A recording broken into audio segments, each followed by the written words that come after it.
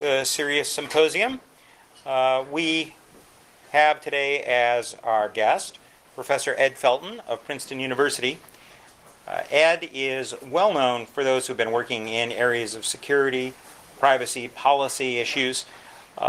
He's had a number of notable developments in his career, and they include some very interesting work in digital rights management and some of the failings thereof, which have made him all kinds of friends in the recording industry. And most recently, he's been very involved in some of the issues involved with security and accuracy of voting machines. He recently also founded and is director of the Center for Information Technology Policy, in addition to his work at CS. And we're very fortunate to have him here today, so please welcome Professor Ed Felton. Thanks. All right, so you may have heard that electronic voting machines pose security problems. That's true. I'll talk today a little bit about why that is, the nature of the problems. I'll talk also a little bit about how it happened. But I want to move beyond the usual narrative about electronic voting and its problems to talk some about how the use of computers in voting actually can be an opportunity to make things better. So these machines are maybe a little radioactive, but we can make things better. And this is joint work with 3 graduate students at Princeton: Joe Calandrino, Ari Feldman, and Alex Halderman. All right, our story starts, the story of electronic voting in the US really picked up in 2000. You may remember this guy from the Florida presidential recount in 2000. And what happened here was you had an extremely close election that ended up deciding the presidency. And a lot of people said, this is no way to conduct an election. You had all these stories of hanging chads and dimpled chads and recounts and lawsuits going to the Supreme Court and all that. People that said we can do better. Congress responded to this problem by passing a law called the Help America Vote Act, which provided about $4 billion in funding to states to upgrade their voting machines to new technologies by November 2006. Lots of money for the states, but they had to spend it soon. The result was that a number of electronic voting vendors took machines that had been research prototypes and pushed them into production. And many states bought them. These are so-called DREs, direct recording electronic voting machines. And it's called direct recording electronic because the machine stores the votes, records them directly in the electronic memory of the voting machine. And in many of these cases, the electronic record is the only record of the votes as cast. All right, so DREs are computerized. They have certain advantages over older paper-based voting systems, but they have also certain significant disadvantages, the biggest one of which is that DREs are computers. A DRE is basically just a laptop computer in a different package, and that means because DREs are computers, they're subject to all the computer problems, bugs, viruses, various kinds of attacks, and rootkits, and so on. If you're a computer scientist, or if you're a person versed in computer security, this is no surprise to you, probably. But if you're a public official who is investing in voting machines, this probably did come as a surprise to you. Computer scientists got somewhat alarmed by this transition to DREs, knowing what can go wrong when you use computers for these purposes. But nonetheless, these machines got used. I want to show you, as an example, what it's like to vote on this machine. This is the Diebold AccuVote TS electronic voting machine, and it and its brother, the AccuVote TSX, have been used in recent elections by about 10% of US voters. This is one of the most popular DREs. So you walk up to this thing, and you see this on the screen, something like this. You see this prompt that says, insert your card. When you checked in at the front desk in the polling place, you were given a little smart card, something that looks like a credit card, and that was encoded to say that you're authorized to vote. You stick the smart card in. Now you see something like this. Here we have an imaginary race for president between George Washington and Benedict Arnold. You choose your candidate by pushing your finger against the screen in the box next to the candidate you want. When you're happy, you click the next button on the bottom, and you go on to another screen. You go through all of these races, and in the end you see something like this, which might be hard to read, but what it is a summary screen that shows all of the races and all of the candidates you've chosen. And if you're happy with this, you press the cast ballot button in the lower right. If you're unhappy, you press the review ballot button, and you can go back and change things. Okay. Now, Diebold, the company that made this, has a history of secrecy around this technology. They used non-disclosure agreements to prevent states and counties from allowing independent security audits of the system. And so, even though there was suspicion on the part of computer scientists, there was not really an opportunity for independent researchers to look at the machines. Nonetheless, Diebold's source code leaked out onto the internet in 2003, and there was a major study of the source code without access to a real machine by researchers at Johns Hopkins University, Rice University, and elsewhere. And they found major problems, including some really elementary computer security mistakes, like always using the same password, hardwiring that password into the source code, and having that password be 1111. Diebold responded to this in what I think is fair to say is a non-constructive way, making legal threats, personal attacks on the researchers, and etc. In addition, later in 2003, an archive of internal Diebold emails that also leaked out on the net, and that revealed a lot of poor security practices by the developers. You could see the developers discussing problems, and you could see the software development process in action. Nonetheless, as of 2003, indeed until 2006, no independent researchers had ever gotten hold of a real machine. But that changed in 2006 when our research group got hold of an actual Diebold voting machine configured as if for the 2002 Maryland election. We got this machine lawfully from an anonymous private party, someone who asked not to be identified. The software in it is the 2002 version, the version that was actually used in most places in the US in the 2002 election, and in some places in 2004.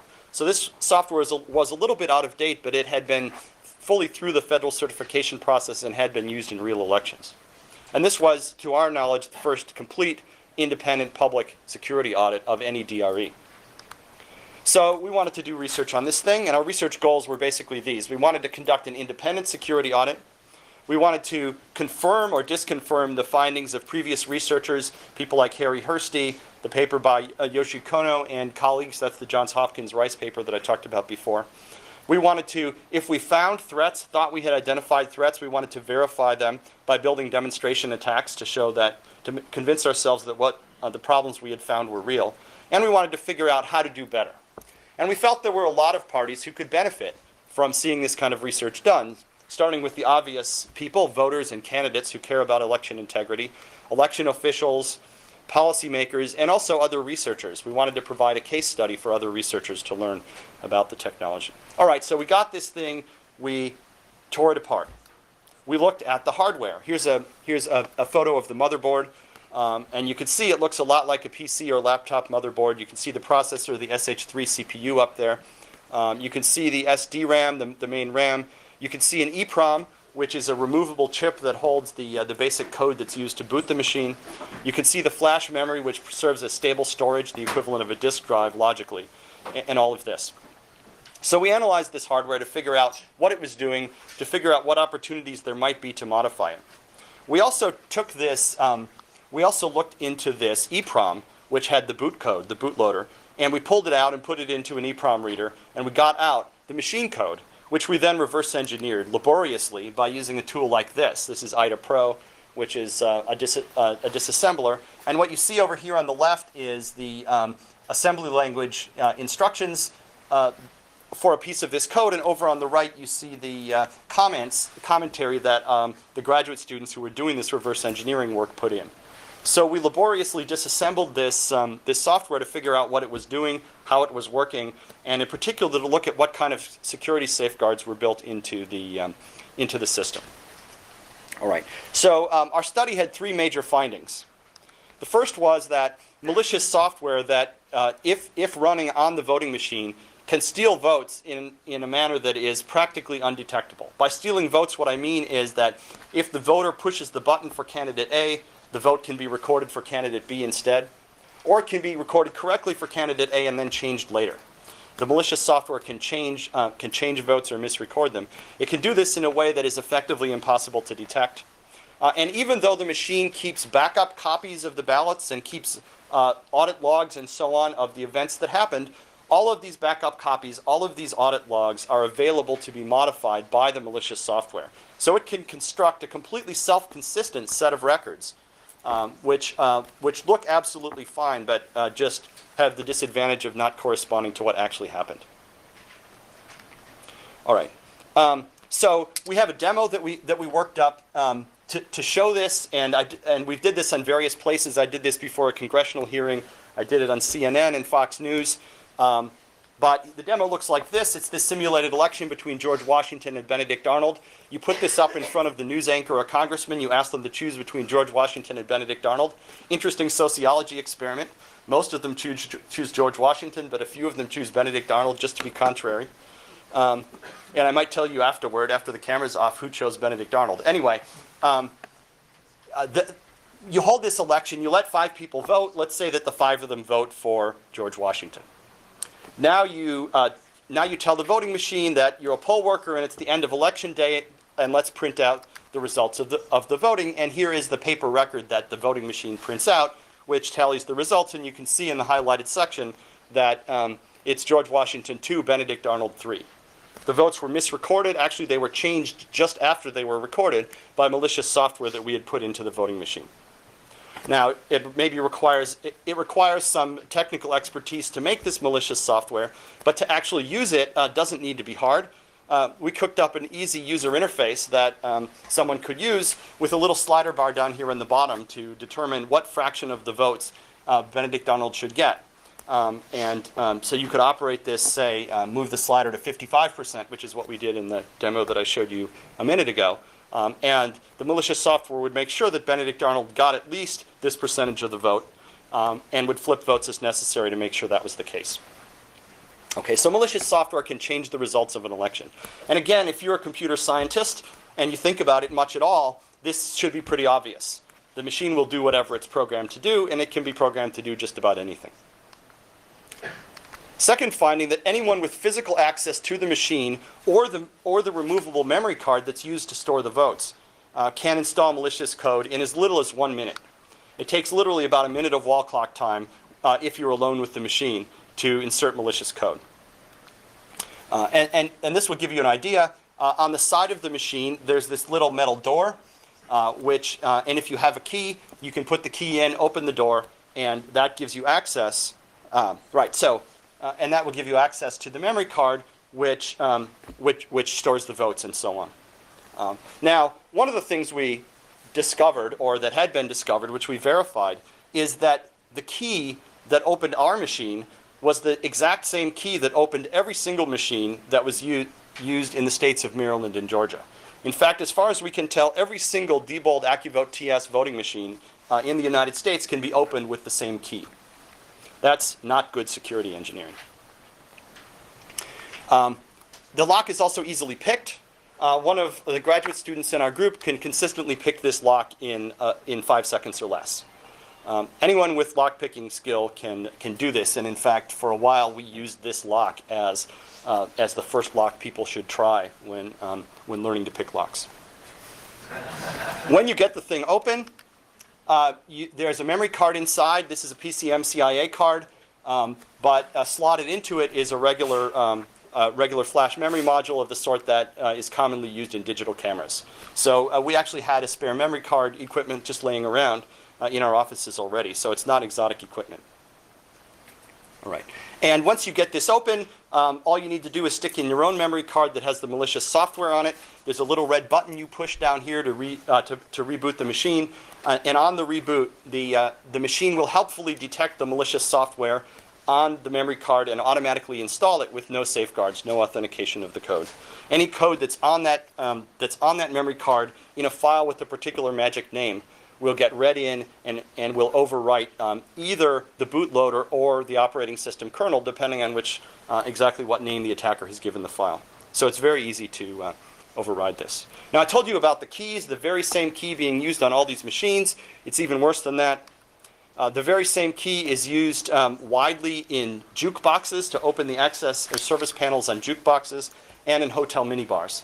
This is, in fact, perhaps the most common key in the United States of any kind. well, other than those sort of straight pin things you use to lock your bathroom at home.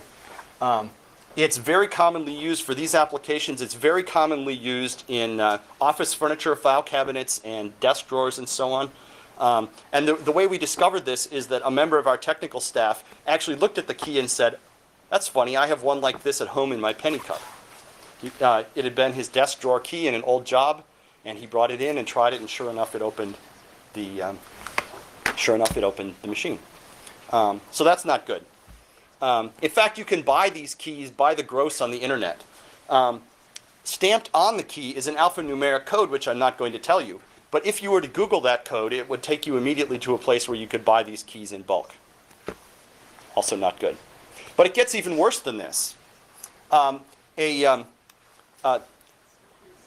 had on their website a service that let election officials buy extra keys. Now, it wasn't as bad as you might think. You and I couldn't sign up and buy extra keys this way. You had to authenticate that you were an actual, or at least assert that you were an actual election official. But Diebold helpfully put on the bottom left of this page a picture of the key. It was a high-res picture, which had a very nicely defined view of all of the teeth of the key. And and an independent researcher discovered this, and they used the picture to cut keys, which they mailed to us, and they opened our machine. So just this picture, I've blacked it out here, was enough to make your own key that would open the machines, if you somehow didn't know the 6-digit alphanumeric code that was printed on the key. This is very bad. This is very bad security engineering, and it has the wonderful virtue that you don't need to be a computer scientist to understand it. All right, which is great for convincing policymakers that there actually is a problem, because we can talk all day about unchangeable encryption keys and the lack of encryption, or the use of a cyclic redundancy code for integrity checking of data and all that. It just doesn't have the impact of saying it's the same darn key you can buy on the internet. All right. Our third finding in the study was that the malicious code can spread automatically and silently from voting machine to voting machine in the form of a voting machine virus. And we made a prototype voting machine virus that would spread from voting machine to voting machine on its own once you infected one machine or one memory card. So you imagine that you have, on this slide, you have an infected voting machine up on the top and a non-infected one on the bottom. Now you're going to stick a memory card into the infected one, say, in order to program it with the ballot for a new election. So let's program the first machine with the ballot. The voting machine infects the card. Now we're going to program the second voting machine in the polling place, and the card then infects the machine. The virus would spread from machines to cards and cards to machines. And in ordinary pre- and post-election procedures, these cards would be moved from machine to machine, so an infection could spread in a real situation from one machine to a large number of machines in just one election cycle. Yes? Just a quick question, or two quick questions. First, these cards, do they need to be in the machine when the machine is in operation, or is this? Yes. Okay. The cards do two things, well, three things maybe. They're used to program the machine before the election by copying the ballot onto the machine. They're used to hold the votes during the election and then carry the votes back to the county clerk's office for tabulation afterward. And they're used to install software updates. And because there's no authentication and very poor keyed access control on the machine, a malicious person who has access to the machine can do all of those things. They can change the ballot programming, they can change the votes, they can install malicious software. So in your earlier example, Yes. where you put in the card with malicious code, Yes. you then remove the card with malicious code and put the And you original put the original card back in, yes. Okay. Right. So the infection goes into the machine. We can then take our malicious card and throw it away or take it home. And the infection will then spread from that machine. It spreads naturally from machines to cards and cards to machines. Just like a sort of old floppy disk-based DOS viruses used to do. Yeah. All right. So, so that's the result of our study of the Diebold system. I want to talk a little bit more about a later study. This is the California top-to-bottom study. Deborah Bowen, who's pictured in the center of this, is the Secretary of State of the state of California, so therefore the chief election official of California. She ran for office on an e-voting reform platform and was elected. And one of the first things that she did was to set up what she called the top-to-bottom study that picked the 3 most common DRE voting machines used in California and subjected them to serious study by teams of academic experts, including this team, which consists of 5 of my graduate students.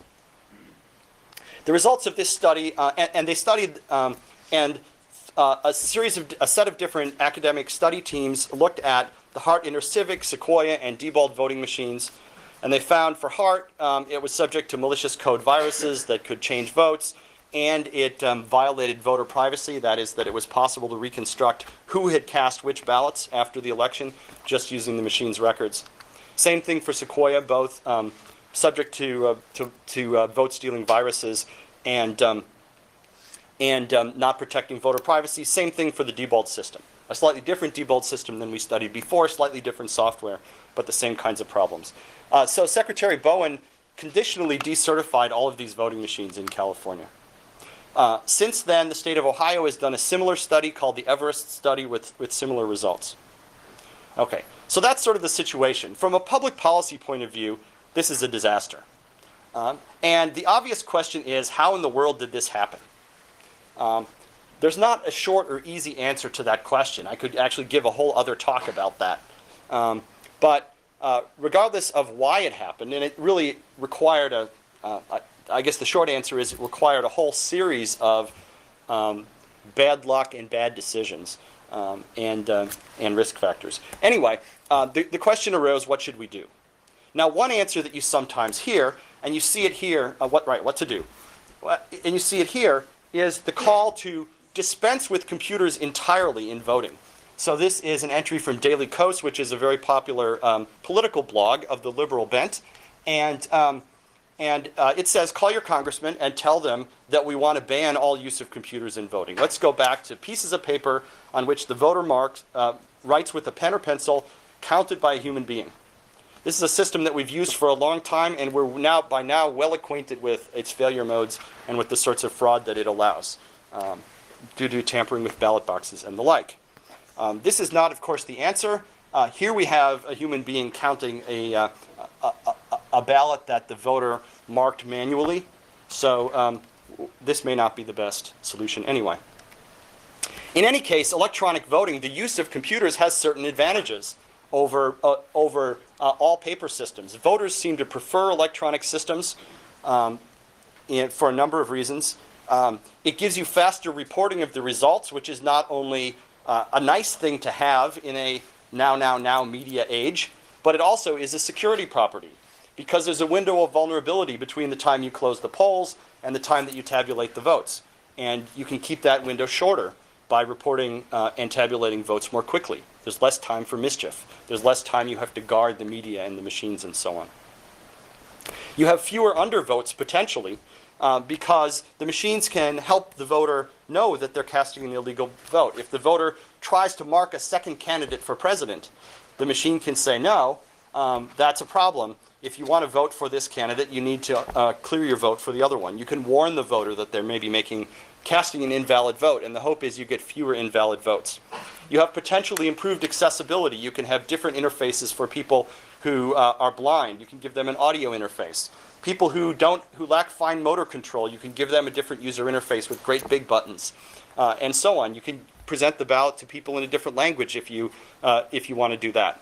So maybe improved accessibility and potentially increased security. I've put that in red with an asterisk because although we know in the research community methods that we could use for example, involving certain uses of cryptography that would make voting more secure by taking advantage of what computers can do, none of the actual voting systems that are in use really take advantage of those fully. Nonetheless, electronic voting has advantages. So I believe the solution is not to throw computers out entirely, but to figure out how to do better in using computers in voting. And I want to spend the rest of the time talking about how I think that would work.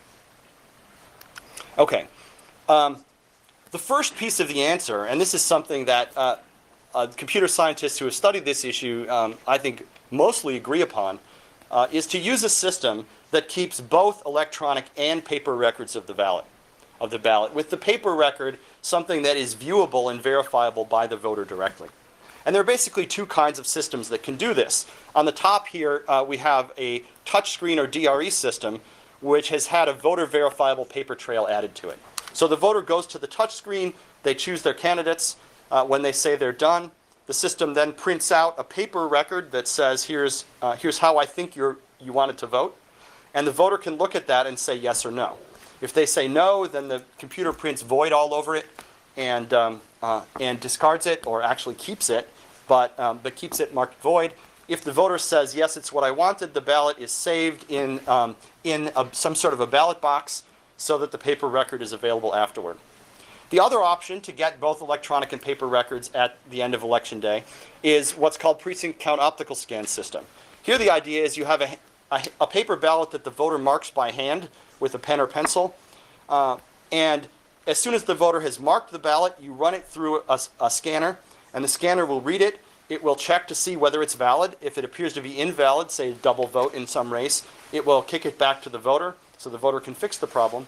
If the ballot seems to be valid, the machine will make an electronic record of the ballot, and it will also feed the ballot through into a ballot box where it's collected later. Either way, at the end of Election Day, you have the electronic record that was captured right then when the voter cast the vote, and you have a paper record which was, at least in principle, verified by the voter. Now, why is it good to have electronic plus paper records? The answer has to do, I think, with the failure modes of electronic versus paper systems. They have different kinds of failure modes. With paper ballots, you're worried about physical tampering with the ballot box and with the ballots. With electronic records, you're worried about what, for lack of a better term, I'll call cyber tampering.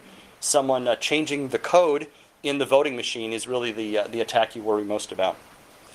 With paper ballots, you worry about retail level fraud, that is somebody messing with ballot boxes, one ballot box at a time. It requires handling a large amount of material to a large amount of stuff, maybe in a large number of places to steal a large number of votes. With electronic records, you're worried about wholesale fraud. Someone is going to commit a bad act once in one place, and it's going to have a widespread effect.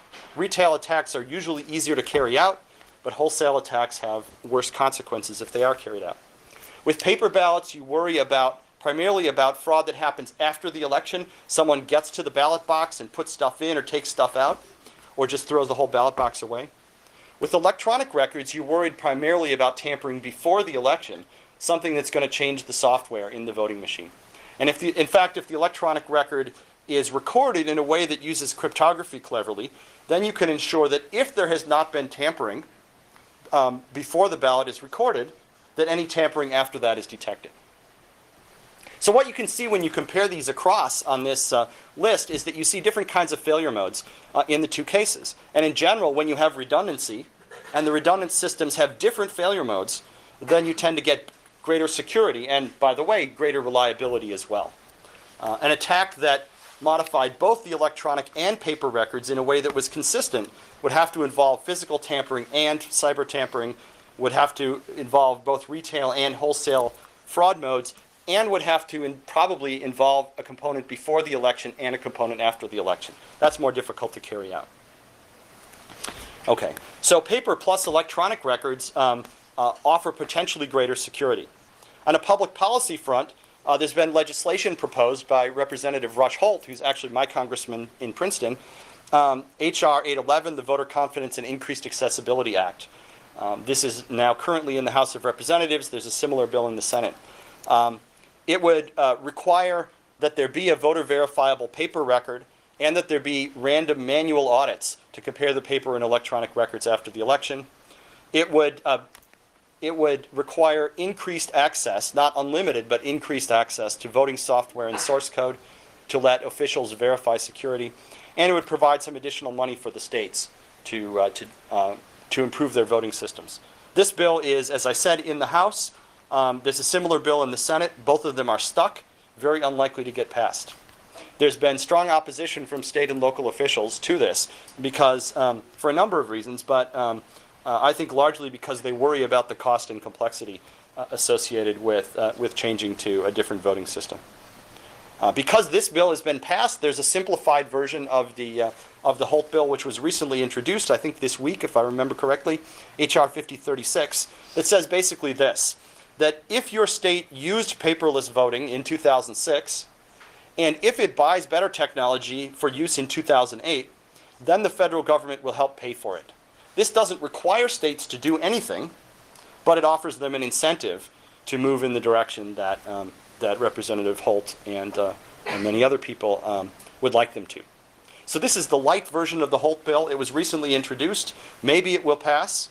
Maybe it will take effect for the 2008 election, but don't bet the house on it. All right. So we have movement maybe at the federal level, maybe slow, maybe not at all, toward requiring an election system that keeps and uses paper records. We also have significant progress in the states, and probably more progress being made in the states. So let's now look forward and ask ourselves, when we get to a place where we have paper and electronic records, what should we do? We have this idea that we need to use the redundancy of these records. Well, first of all, the first thing to note, so how should we do this? The first thing to note is redundancy only helps if we actually use both records.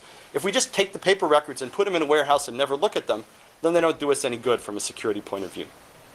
But the challenge here is that the electronic records are fast and cheap to tally. They're the things that you would like to tally for cost and speed and efficiency reasons. But the paper records are very expensive, and paper records, unfortunately, are very expensive and slow to tally. But the paper record is what the voter saw.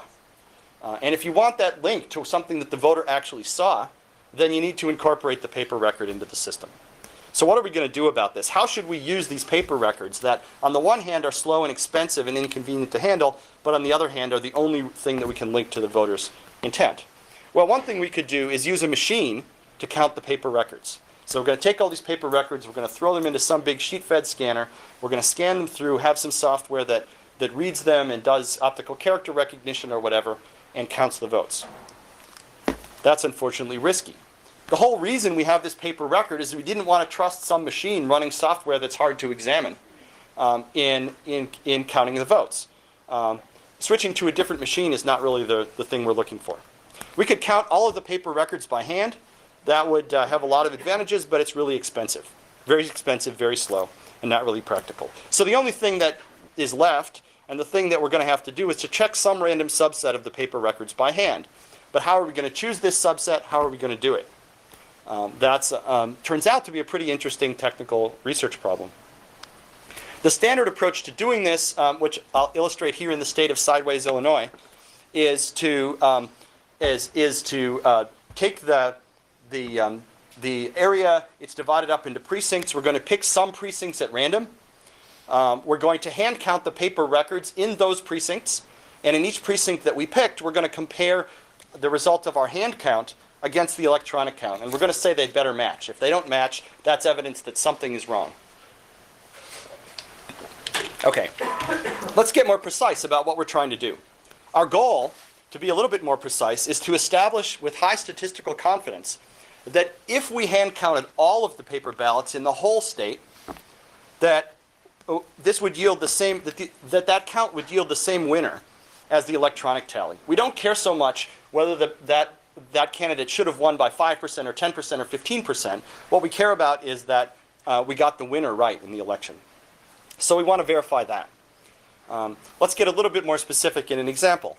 Here we have a hypothetical election, and the post-election tally, the electronic tally, says that Alice got 55% of the votes and Bob got 45% of the votes. Right. In this scenario, what we want to do is reject the hypothesis, by statistical evidence, reject the hypothesis that more than 5% of the ballots differ between the electronic and paper counts. If more than 5% of the ballots differ, then it might be that if say 6% differ, then it might be that Bob has 51% of the paper ballots and Alice has 49, and that's what we want to avoid.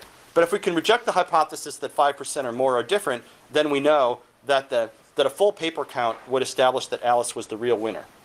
Okay. Yes?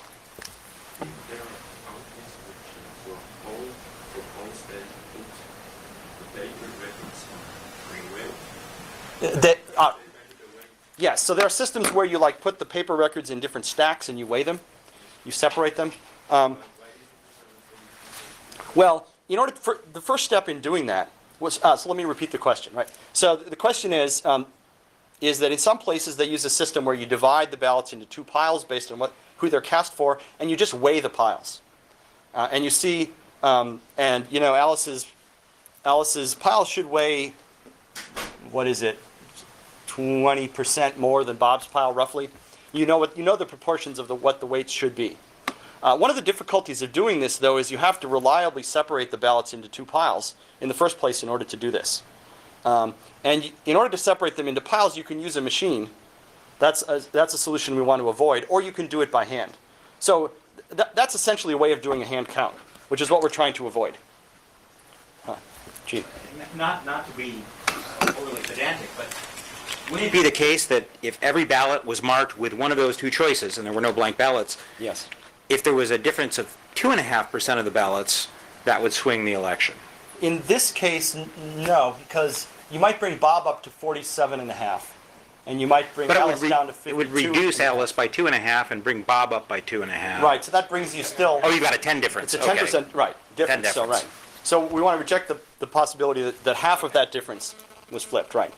So how many ballots how many places do we actually need to do these hand counts? This is a pretty easy calculation in probability. The answer is, for 95% confidence level, we need to hand audit about 60 precincts. So the analysis is just this. If we're looking for a 5% error, then we know that at least 5% of the precincts have some discrepancy in them. So every time we pick a precinct, we're throwing a dart at a target. The dart has a 5% chance of hitting the bullseye. Throw 60 darts, and you have more than 95% chance that at least one of them hits the bullseye. In a real election, hand counting 60 precincts costs more or less about $100,000. That's way too much. If you're going to do this in every congressional district in the U.S., that's $43.5 million. If you want to do it in state assembly races, races for mayor, races for dog catcher, and school board, and so on, we just can't afford to do that. So an alternative approach is, instead of picking whole precincts to audit, we're going to pick ballots at random, and we're going to audit those individual ballots. And the logic here is like this. Over here on the left, we have large granularity. Imagine that these are precincts. We have 100 marbles in the glass, and if we pick a 1% sample, that's one marble. We're probably not going to get a blue marble. That is, we're probably not going to get one of the corrupted precincts. On the right, on the other hand, we have 6,300 beads, of which 10% are blue. If we take a 1% sample of this, 63 beads, it's very likely that we'll get a blue one. So with a 1% sample is way more effective in finding a bad one if the granularity is small than if it's large. And so by switching to individual ballots, we can get a huge improvement in efficiency, as it turns out. So if, for example, how large a sample do we need? Well, here we want to reject the hypothesis that more than 5% of the ballots differ. If we're going to audit ballots, we only need to hand audit 60 ballots, because each ballot is a throw of a dart at the dartboard. 60 darts gives us a high confidence of hitting the bullseye at least once. Cost is maybe $1,000. Way cheaper. But we don't do this. The reason we don't do this is that in order to do a ballot-by-ballot comparison, we need to be able to match up an electronic record with the corresponding paper record. That is, if we pick, let's say, the middle electronic record in this figure to be recounted, we need to find the matching piece of paper that corresponds to the same voter's vote. And in order to do that, it turns out, we're going to end up compromising the secret ballot. The secret ballot being, of course, the rule that says that it has to be impossible to match up a vote with an individual voter. This is one of the basic requirements of fair elections, and it's a really important safeguard against coercion and vote buying. If you can't demonstrate to a third party how you voted, then they can't tell you that they'll break your legs if you don't vote a particular way or fire you or whatever, nor can they pay you to vote. Because you could say, yeah, I'll do what you want, and then go in the ballot box and just cast the vote the way you wanted, and they can't know, as long as we have a secret ballot. All right. So if we want to do the kind of matching of individual records, one way to do it is to put serial numbers on the individual ballots, like over here on the right. The paper ballots have serial numbers, and the electronic records also record the serial numbers, and we can use these to match them up. But of course, in almost every polling place, either a record is kept or a record could be kept of which voters showed up to vote in which order. So knowing that we're auditing ballot number 3, the third ballot cast on this voting machine, tells us which voters' ballot we're voting. So you can't do this. You could try to put random identifiers, pseudo-random identifiers, generate them at random, generate them cryptographically, I don't care, onto the ballots, and then record those on the electronic record. But how do you as a voter know that the code that's on your ballot actually contains no information about who you are or what the sequence number does? If it's generated randomly or pseudo-randomly, right, it's a theorem that you can't tell that apart from a well-encrypted value. You also don't know whether someone whether or not someone wrote down the fact that the top ballot in the pile has serial number 325631 or whatever it is. So voters in this kind of system can't have confidence in the privacy of their ballot. And the voters' confidence in the privacy is what lets them resist vote buying and coercion. So we have a problem if we are going to audit by ballots with the secret ballot. All right.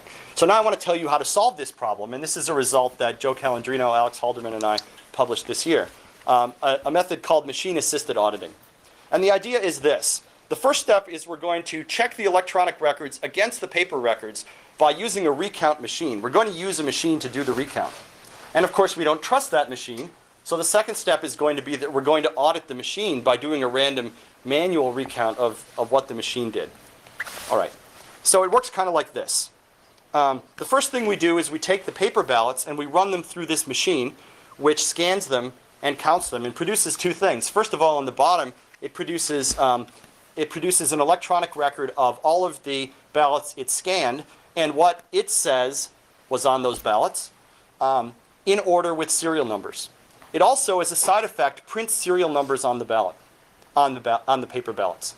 Now, this is not a voter privacy problem because remember, before all of this stuff happens at the end of the day in election day, all of the ballots were thrown into a single ballot box. They all got mingled together and shuffled around, and then maybe you shook up the box, maybe not, but anyway, the ballots are all mingled together. And then the voters went home. So these serial numbers don't record the order in which the ballots were cast. They just record the order in which the sheets happen to be stacked up in the sheet-fed scanner when you did this recount. Right. Now we compare the tally, the electronic tally that the voting machine kept on election day with the result of this machine recount and make sure that the electronic records match. Okay. So now if this machine is honest, then this audit is good and it will tell us whether there's a discrepancy between the paper and electronic ballots. But we need to audit the machine. The way we do this is like this. We audit the recount machine by selecting some of the ballots at random for human inspection. So we do some random process, and we produce, in this case, the decision that we're going to audit ballot number 321 and ballot number 716, which are allegedly cast for Bob and Alice, respectively. So we go into the pile of paper ballots, we pull out those two, we look at them manually, and we compare to the electronic record for those ballots, and we make sure that it's equal. This gives us some kind of check, which is valid to some statistical level on the accuracy of this recount machine, right? And I hope it, and it should be clear that if we do this in enough places, that we can get enough confidence in the recount machines that we know that the result is good. And in fact, I'll assert to you that there's a theorem that says that that's the case. The result of this is that we can use a machine without having to trust it. And this, it turns out, is as efficient as ballot-based auditing. The number of ballots that you have to touch by hand is equal to the number that you would audit if you were using ballot-based auditing. And it also protects the secret ballot because of the intermediate step. All right, so how much good does this do? Here's some data based on data from the 2006 Virginia U.S. Senate race between Webb and Allen. If you did, this is a very close race, 0.3% margin of victory, and we want 95% statistical confidence that we'd catch a discrepancy between paper and electronic. As an aside, Virginia didn't actually use voter-verified paper ballots in this election, but we're pretending that they did and using the data to do this analysis.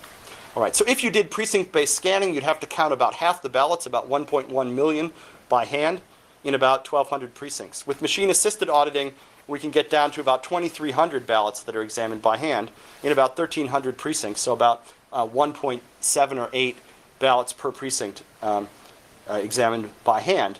with the same level of confidence.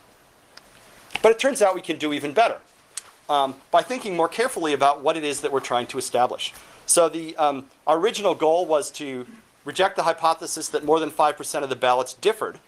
But it turns out that if we think more carefully, all we need to do is reject the hypothesis that more than 5% or more of the ballots are marked electronically for Alice, but on paper for Bob. That's the scenario we worry about, the scenario where a paper recount would swing toward Bob. If Alice should have won by more than 10%, we don't care. But if we're looking for this hypothesis, this tells us something interesting. If we're looking for ballots that were marked electronically for Alice but on paper for Bob, it's immediately obvious we don't need to look at all at any ballots that are marked electronically for Bob, because they can't possibly fall into this category. So 45% of the electronic ballots we can just set aside and not look at all. We only need to audit the ballots that are marked for Alice. Now, this is a two-candidate race where there's no write-ins, there's no undervotes or any of that, but it turns out that you can work out an algorithm, and we did, that is more general. In general, the probability of auditing a ballot can depend on how that ballot is marked. The intuition being that ballots that are marked for winning candidates get more attention, ballots that are marked allegedly for losing candidates get less attention. And the full algorithm accounts for multi-candidate races, multi-seat races, undervotes and overvotes, write-ins, and all that stuff. And you can prove that it is as good as as the previous auditing method. Now, if you do this, this content-sensitive recounting in the Webb-Allen race, you get about another factor of 2 saving. So that you now are hand counting about 1,100 ballots statewide, about a factor of 1,000 better than the precinct-based method that is what's actually used everywhere as far as we can tell. And the number of precincts is lower. So by using this content-based method, you can actually need to touch fewer precincts at all, and also touch many fewer ballots than with other methods. All right. So I hope I've convinced you at least a little bit that if you use new electronic technologies correctly and creatively, we can make voting cheaper, faster, and more reliable than a paper-based system. You can do better than paper-based. Shouldn't be our goal to get back to where we were before these computers came along, but our goal should be to do better. Where it's possible, we want to design the technology so we don't have to trust it. We want to have the paper trail on the side of an electronic counting system. If we're using machines in recounting, we want to check up on them with manual checking. Research, there's a lot of interesting research going on in this area. There are now 3 conferences or workshops annually on electronic voting, and some really interesting ideas about how to do better. And we're making really rapid progress on some of the problems we need to solve. On other problems, not so much. But in practice, we have a long way to go. There's a lot we don't understand about what to do. And even if we, the research community, understood exactly what to do or thought we did, there's a long road to get it deployed and all the things we learn along the way. And there's a long road to convince public officials to have trust in us and our technologies to change things. Thanks. I'd be happy to take any questions. We have, I think, just a Please minute remember to plus. turn on your microphone. Yeah, I was 2 questions. One, how much is the cost of each machine? And the second one is, when you are making the counting, why don't you generate a stack of papers for each count, just saying not the name, but what it's going to be randomly, and when you feed it through to check the machine afterward, just to make sure that it works fine. So how much do the machines cost? The DRE-type electronic voting machines cost a few $1,000s typically. The sort of sheet-fed scanner that I talked about is probably also $1,000 or so for equipment. The cost of the machines for casting the votes is probably the biggest factor in practice because you need more of them. You need one vote casting machine for every couple hundred voters probably. Whereas the recount machines, you might need only a few hundred or 1,000 across the whole state of Virginia, for example. The other question is, why don't you sort of randomly select some papers to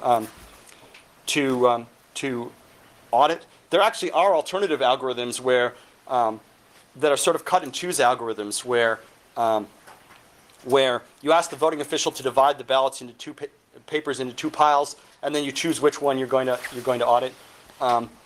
If you're going to divide the ballots into piles based on how they were cast, you again have this problem of either you use a machine to do that, and you shouldn't necessarily trust that the machine got it right, or you do it by hand, which is equivalent to doing a count.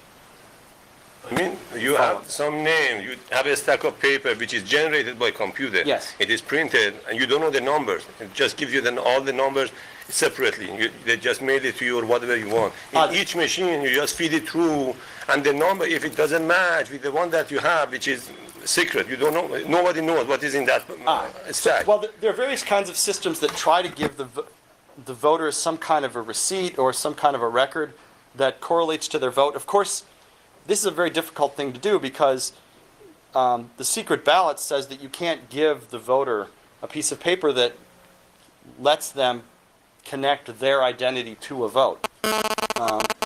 On the one hand, it's difficult to figure out what kind of receipt you can usefully give them. There are some advanced cryptographic methods that try to give the voter something, some sort of cryptographically generated receipt that they can then verify against some sort of publicly posted bulletin board of cryptographic values. And there's a whole active research area there. And I think the short answer is that we don't know how to really do that in practice. I guess I don't understand. Say giving voters any register what is going on, but separately you have a stack of paper, got nothing to do with the election, who has voted for whom, but it is predetermined what it is by computer randomly. Okay. And these papers have been printed. Yes. And you just pass it through one of these machines, any one of them. And then you compare the answer that you get with the one which is already predetermined. You know in that stack what kind of answer you should get. If your machine, the counting machine doesn't count it that way, you know there's something wrong with the machine. So can you test the recounting machine by passing through sort of test ballots? Yes. The idea, yes. This is something you should do,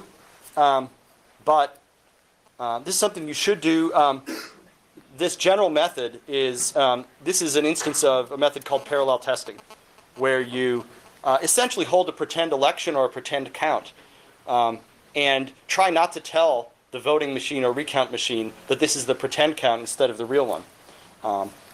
Now, there are various methods that countermeasures against this, in which the voting machine tries to notice different patterns or the recount machine tries to notice different patterns that are distinctive between your test deck and the real election. There are methods, there are so-called secret knock methods where the official who's conducting this testing somehow tips the machine off by pushing some buttons or the timing of something as to what's going on. And this is certainly something you could do, but it's probably by itself not enough safeguard. If you're interested in talking more about this, we should probably talk more offline. I'd just like to point out one other thing in this. I mean, it's a rather obvious thing, but if you're using these paper trail DREs, there is one other piece of information you need to keep, and that is you need to independently keep track of how many people have voted. Yes, that's right. That's absolutely right, and this is something I glossed over in this presentation. You do need to keep track of how many people have voted. You need to make sure, and this is a routine check that's already done at the end of election day. The number of cast ballots in the polling place matches the number of people who actually showed up and checked in. At least it's not too far off. Because people being what they are, you have off by one errors every now and then. And this is actually part of any reasonable audit procedure, is that in some places, chosen randomly in an appropriate way, you verify that that's the case, that the number of papers matches the number of electronic records. And that's actually, if you look in our full paper that describes the machine-assisted recount, there is a step that does that. To conclude there, and thank Professor Felton once again.